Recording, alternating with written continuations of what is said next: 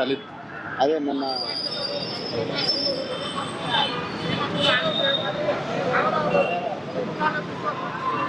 ఇప్పుడు ఆయన ఎప్పుడు చనిపోయింది? ఆ రోజు అదే రోజు అదే రోజు యాక్చువల్ ఏమైందంటే హోలీ ఆడుకునేటప్పుడు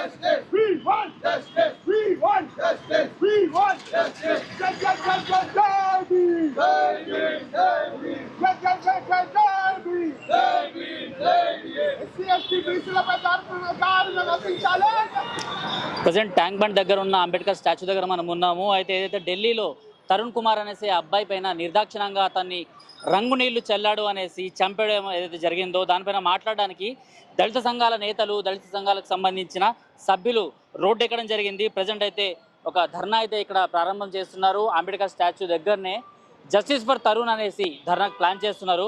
అన్న చెప్పండి, అసలు జస్టిస్ ఫర్ తరుణ్ అన్న ఈ కాన్సెప్ట్తో ముందుకు ఎందుకు వచ్చిండ్రు? ఎందుకంటే అసలు ఏం జరిగింది అన్నది కూడా చాలా మందికి తెలియదు. హోలీ రోజున హోలీ జరుగుతుంది. ఒక చిన్న అమ్మాయి అన్ఫార్చునేట్లీ అనేది ఒక బుర్కా లేడీ వెళ్తుంటే ఒక 2 చుక్కలు పడితే ఫెస్టివల్ ఉన్నది ఆ టైంలో అనేది హోలీ ఆడతారని వాళ్ళకి తెలుసు. చిన్న ఒక ఇన్సిడెంట్స్ వల్ల అనేది వాళ్ళు గుంపులు వచ్చి అనేది మా తరుణ్ అనే ఒక దళిత సోదరుని కొట్టి చంపడం జరిగింది. ఇది ఎంతవరకు అనేది కరెక్ట్ అండి? మీరు చెప్పాలి. ఈ సమాజంలో ఏం జరుగుతుంది అసలు? ఇప్పటి వారికి తరుణ్ అనే వ్యక్తి ఒక దళిత సమాజానికి సంబంధించిన వ్యక్తి. ఇప్పటి వారికి ఒక్క దళిత సంఘం కూడా నోరెప్పది. ఎందుకు ఇప్పది అని అంటే అతను ఒక హిందూ కాబట్టి ఇప్పటి వారికి ఒక వాయిస్ కూడా లేదు అని అంటే ఆడ ఎన్నో వేరే దేశాలల్లో ఎవడో చనిపోతే వాని మీద ఏదో సంఘటనలు జరుగుతాయి అనేది రోడ్ల మీదకి ఎక్కుతారు. ఏరి దళిత సంఘాలు ఏరి అంటే వాడు ఒక హిందూ కాబట్టి అనేది ఇప్పటి వరకు వాయిస్ బయటికి వెళ్ళలేదు. ఇది ఫస్ట్ అనేది వాయిస్ అనేది మాదే బయటికి వెళ్తుంది. ఆవేదనకి బాధకి అనేది తట్టుకోలేక ఈరోజు మేము బయటికి వెళ్ళడం జరిగింది. తరుణ్కి ఖచ్చితంగా అనేది జస్టిస్ జరగాల్సింది.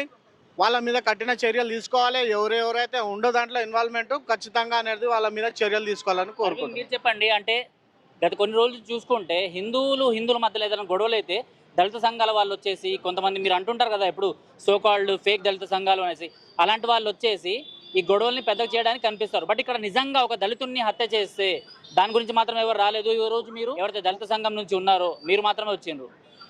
అన్న, భారతదేశంలో ఎట్లాంటి పరిస్థితి నడుస్తుందంటే తుర్కోడు అనేటోడు ఓడైనా హిందువుని చంపితే, మరీ ముఖ్యంగా ఎస్సీ ఎస్టీ వాళ్ళని కొట్టి చంపితే మా కొంతమంది దళిత సంఘాల నాయకులు నిమ్మక నీరట్టనట్టు కాముషి ఉంటారు. అదే ఇతర వాళ్ళు కుల విపక్ష చూపిస్తే కొట్లాడతారు. ఎంత అగ్రెసివ్గా కొట్లాడతారో తుర్కోలో చేసేసరికి ఎవరు రారు. అది మన వాళ్ళకి భయమో, లేకపోతే వాళ్ళు ఉంచి ఇచ్చిన ఆహారంపై ఇష్టమో, లేకపోతే వాళ్ళు ఇంకేమైనా ఓసి ఇచ్చే నీళ్ళ దాంట్లో ఇష్టమో తెలియరు. కానీ ఇటువంటి కార్యక్రమాల్లోకి వాళ్ళు దూరం ఉంటారు.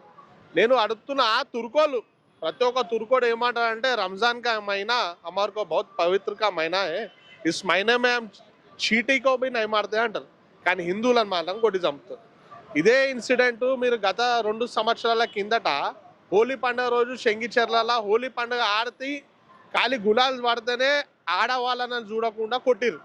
సేమ్ ఇదే ఉదాంతం ఢిల్లీలో జరిగింది. ఏమైందన్న, ఖాళీ బిల్డింగ్ మీదకించి ఒక వాటర్ బెలూన్, ఆ వాటర్ బెలూన్లా ఖాళీ నీళ్ళే ఉంటాయి, కలర్ బెలూన్ ఉంటాయి, అలా నీళ్ళు ఉంటాయి. ఆ నీళ్ళ వాటర్ బెలూన్తో కింద అలా మామ మీద వేసింది.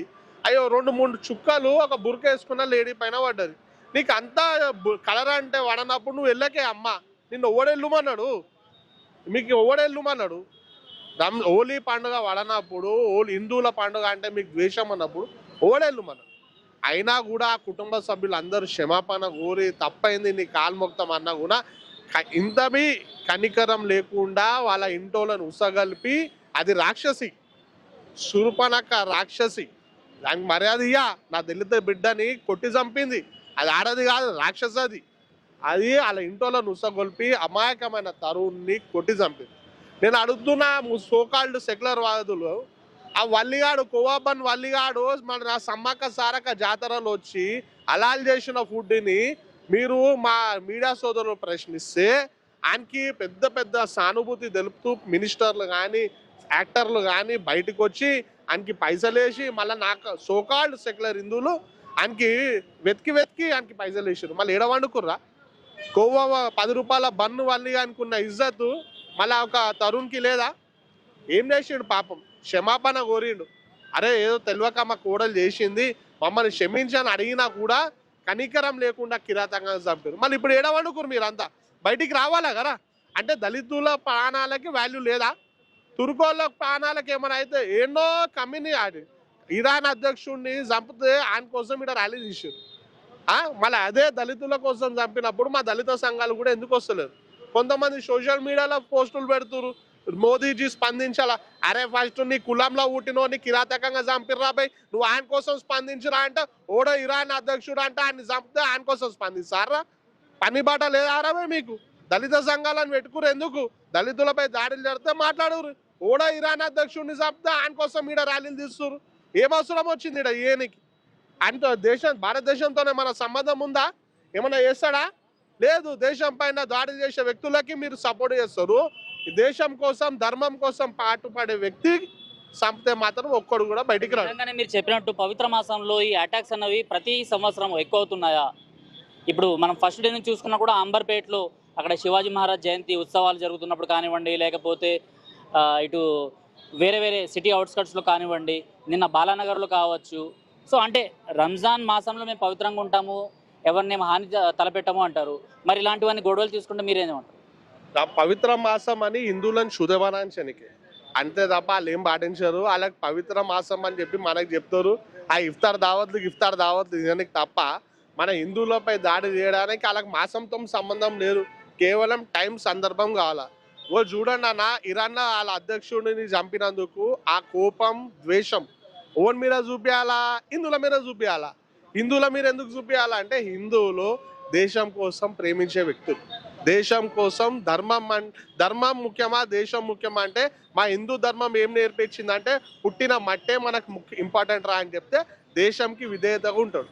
సో ఆ దేశంకి సపోర్ట్ చేసే ఇజ్రాయెల్కి సపోర్ట్ ఉన్నాడు కాబట్టి హిందువులు ఏడా దొరికితే ఆడ కొట్టి చంపాలా అని ఒక మైండ్ సెట్తో ఉన్నారు. అందుకే ఢిల్లీలో ఆ కోపంతోనే అతన్ని కొట్టి చంపారు. జస్టిస్ ఫర్ తరుణ్ అనేసి మీరు అంటున్నారు కదా, మరి వాళ్ళ ఇళ్ళని కూడా కూల్చేయరు. ఇంకేం కావాలి? ఇంకెలాంటి జస్టిస్ కావాలనుకుంటున్నారు? అన్న మెయిన్ ఏదైతే లేడీ ఎవరైతే ఈ కుట్రకి కీలక పాత్ర పోషించునో ఆమెని లోపలేయాల. ఎందుకంటే నేను అలా ఇల్లు డొమాలిషన్ చేస్తుంటే కూడా ఆమె బాజప్తా हम और जनों को मार दे हम ऐसे ही करते అని చెప్పి బాజప్తా ప్రెస్ ముంగట పోలీసుల ముంగట స్టేట్మెంట్ ఇచ్చుకుంటూ కూర్చుంది.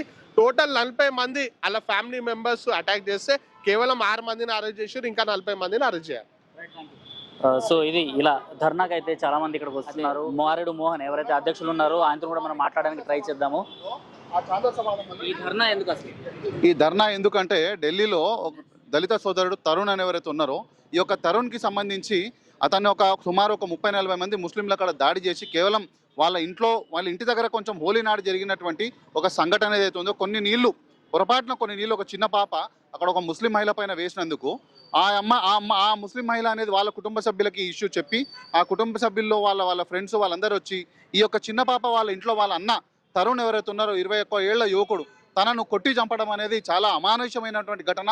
ఇది ఒక రాతి కాలం నాటి నాగరికత. ఇది ఏదైతే ఈ యొక్క భావజాలానికి దారితీస్తుందో వీళ్ళకి ఎక్కడి నుంచి మోటివేషన్ వస్తుందో అర్థమైతలేదు, కానీ ఇది పూర్తిగా ఒక రాక్షస భావజాలం. ఎలాంటి జస్టిస్ కావాలని మీరు కోరుకుంటున్నారు? మేము డెత్ ఫర్ డెత్ అడుగుతున్నాం.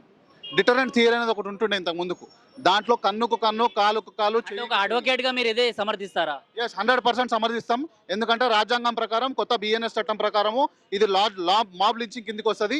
మాబ్ లించింగ్ లో హైయెస్ట్ పనిష్మెంట్ డెత్ పనిష్మెంట్ ఉంది. ఆ విధంగా కూడా this is constitutional what I'm asking. I demand Rekha Gupta ji వాళ్ళని కూడా నేను ఒకటే అడుగుతున్నా, there should be death punishment for all the accuse in the Delhi victim case. జాతీయవాద దళితులు తప్పించి మిగిలిన వాళ్ళు ఎవరు కనిపిస్తలేరు. మరి అంటే దళిత సంఘాల వాళ్ళు అందరూ ఏమైపోయినారు అంటే అన్న వాళ్ళు కోవాబాన్ ఇష్యూలో కొంచెం బిజీగా ఉన్నారు. కోవాబాన్ ఇష్యూలో కోవా పడిపోతున్నటువంటి కోవాను లేపి నిలబెట్టడానికి బిజీ ఉన్నారు. బాధాకరం చెప్పాలంటే ఇట్లాంటి విషయాలు ఇట్లాంటి అనడం కూడా నాకు బాధ అనిపిస్తుంది. కానీ వీళ్ళకు ఎట్లాంటి కొన్ని క్రైటీరియా ఉంటుంది. ఎట్లాంటి క్రైటీరియా ఉంటుందంటే దాడి జరిగిన దాంట్లో నిందితులు ముస్లింలు అయితే మా వాళ్ళు రారు. కొన్ని సంఘాలు నిజంగా బాధాకరం. అది రావాలి, అందరినీ స్పందించాలి. అంబేద్కర్ గారు చెప్పింది ఒకటే, ఆధిపత్య ధోరణి ఎక్కడున్నా దాన్ని మనం వ్యతిరేకించాల్సిందే. ఆ ధోరణి అగ్రవర్ణాలు ప్రదర్శించిన ఈరోజు ముస్లింలు ప్రదర్శించిన దాన్ని మనం వ్యతిరేకించాల్సిందే. కానీ బాధాకరం ఏంటంటే వీళ్ళు కేవలం చనిపోయిన వాడు వీళ్ళ క్రైటీరియా ఎట్లుంటుందంటే చనిపోయిన వాడు క్రిస్టియనో లేకపోతే ఏ కమ్యూనిస్ట్ అయి ఉండాలి, చంపిన వాడు అగ్రవర్ణాలు హిందువులలో బీసీలో అయి ఉండాలి. ఒకవేళ చంపిన వాడు ముస్లిం అయి ఉంటే పొరపాటున వీళ్ళు వాయిస్ లేపరు. చంపిన వాడు ఒకవేళ ఇంకేదన్నా వేరే మతానికి చెందిన వాడు అన్య మతస్థులకు చంపిన ఉన్నవాడు అంతే వీళ్ళు వాయిస్ లేపరు. చంపిన వాడు హిందూ అయితే వీళ్ళు గట్టిగా మాట్లాడతారు. వస్తున్నాయి అనేసి కొట్టడం జరిగింది. అంటే పవిత్ర మాసంలోనే ఇలాంటి అటాక్స్ ఎందుకు ఎక్కువ జరుగుతున్నాయి? వాళ్ళు చట్టాలకు అతీతులు అనుకుంటున్నారు. గత రాత్రి నిలువెత్తు అంబేద్కర్ విగ్రహం సాక్షిగా ఏం జరిగింది సిద్ధు గారు? పోలీసులు చట్ట ప్రకారం సీజ్ చేసినటువంటి వాహనాలను ఎంఐఎం రౌడీలు, ప్రజాప్రతినిధులుగా ఉన్నటువంటి ఎంఐఎం రౌడీలు వచ్చి పోలీసుల పైన గొడవలకు దిగి బాహటంగా పోలీస్ స్టేషన్ల నుంచి వాహనాలు తీసుకొని పోయినరు. అంటే ఈ రాష్ట్రం లోపల ముస్లింలకు చట్టాలు వర్తించవు, వాళ్ళు చట్టాలకు అతీతము, వాళ్ళు ఏం గుండాయిజం చేసినా ఈ చట్టాలు చర్యలు తీసుకోవు, పోలీసులు చర్యలు తీసుకోరు. ఈ ప్రభుత్వాలు మాకు కాంగ్రెస్ అంటే ముస్లిము, ముస్లిం అంటే కాంగ్రెసు, అంటే ముస్లిం లీగ్ పార్టీ అధికారంలో ఉన్నట్టు అనిపిస్తున్నది వాళ్ళ. ఇటువంటి పరిస్థితులు ప్రభుత్వాలు ఈ సంతుష్టికరణ రాజకీయాల కారణంగా వాళ్ళ లోపల వేర్పాటువాదం పెరుగుతూ ఉంది. ఆ పెరిగినటువంటి వేర్పాటువాదం హిందూ సమాజం మీద దాడులకు పాల్పడుతుంది. ఇది ఇప్పటిది కాదు. ఈ యొక్క బుజ్జగింపు రాజకీయాల కారణంగా ఈ దేశం ఎంత మూల్యం చెల్లించుకుందో 1947 ఆగస్టు 15 సాక్షి మన కళ్ళ ముందర ఉంది. అవే పరిస్థితులు ఇప్పుడు రిపీట్ అవుతున్నాయి. హిందూ సమాజం మేల్కోవాలా, ప్రభుత్వాలు చర్యలు తీసుకునేటువంటి మూడ్లో లేవు.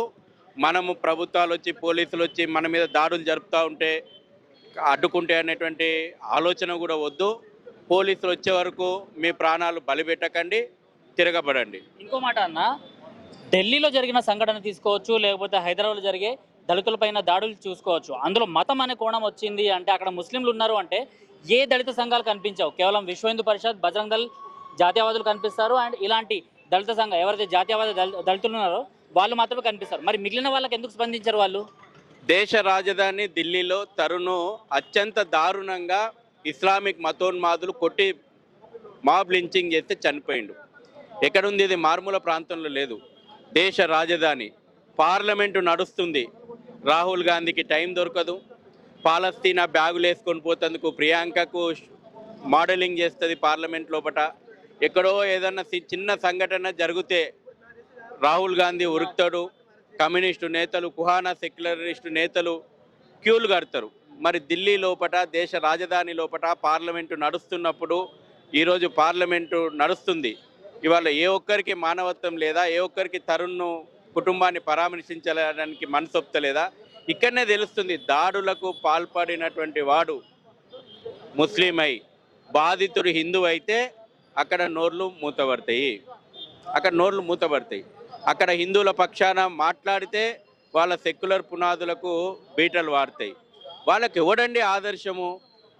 టిప్పు సుల్తాన్ లాంటి ఒక మతోన్మాది వాళ్ళకి ఆదర్శము. టిప్పు సుల్తాన్ లాంటి ఒక మతోన్మాది ఆదర్శంగా పెట్టుకున్నటువంటి వాళ్ళు ఇక హిందువులను ఊచకోత కోస్తా అంటే వాళ్ళ మనసు ఎందుకు చెల్లిస్తుంది? వాళ్ళు హిందువులు ఊచకోత కోయాలనేదే వాళ్ళ ఎజెండా కదా. వాళ్ళ ఓట్లతోటే మేము అధికారంలోకి వస్తాము, ఈ దేశం భారత్ తేరే తుకుడే ఉంగే అనేటువంటి నేతలు వాళ్ళు. ఇవాళ నిజంగా దళితుల మీద ఎన్ని దాడులు జరుగుతున్నాయో చర్చకు సిద్ధమా? జై భీమ్ జై భీమ్ నినాదాలు ఇక్కడనే ఈ తెలంగాణ లోపటనే నిజాం పాలన లోపట ఎన్ని దళితులపైన ఎన్ని అకృత్యాలు జరిగినాయో కళ్ళ ముందర లేదా? తబ్లికే ఉద్యమం పేరు మీద దళితులను ఊచకోత కోసింది ఈ యొక్క రజాకారు ఉద్యమం కాదా? అంబేద్కర్ ఏం చెప్పిండండి? అంబేద్కరు నిజంగా ఈ దేశం లోపల దళితులకు భద్రత కావాలంటే పాపులేషన్ ఎక్స్చేంజ్ కావాలి. దేశ విభజన సమయం లోపల ఒక్క ముస్లిం కూడా ఇక్కడ ఉండొద్దని కోరుకున్నాడు. దీని మీద ఎవరు చర్చకు వస్తారో రండి. అంబేద్కర్ గారు చెప్పినటువంటి విషయాన్ని నేను చెప్తా ఉన్నా. మతం ఆధారంగా ఈ దేశం విభజనకు గురైతే దళితులు ఈ దేశం లోపల క్షేమంగా ఉండాలంటే ఒక్క ముస్లిం కూడా ఇక్కడ ఉండొద్దని కోరుకున్నాడు. ఇవాళ అంబేద్కర్ యొక్క ఆలోచనలు మేము సమాజానికి చెప్తాం. నిజమైనటువంటి అంబేద్కర్ ఆలోచనలు ఏందో చెప్తాం. సో ఫైనల్గా ఎలాంటి జస్టిస్ రావాలనుకుంటున్నారు? జస్టిస్ ఒకటే చాలా స్పష్టంగా విశ్వ హిందూ పరిషత్ చెప్తా ఉంది. మతోన్మాద దాడుల నుంచి రక్షించుకోవడానికి హిందూ సమాజం సిద్ధంగా ఉండాలి, పోరాటం చేయాలా. అవసరం అనుకుంటే పోలీసులు వచ్చి మిమ్మల్ని రక్షిస్తారనేటువంటి భ్రమలో ఉండకండి. దాడి జరిగితే ప్రతి దాడి చేయండి.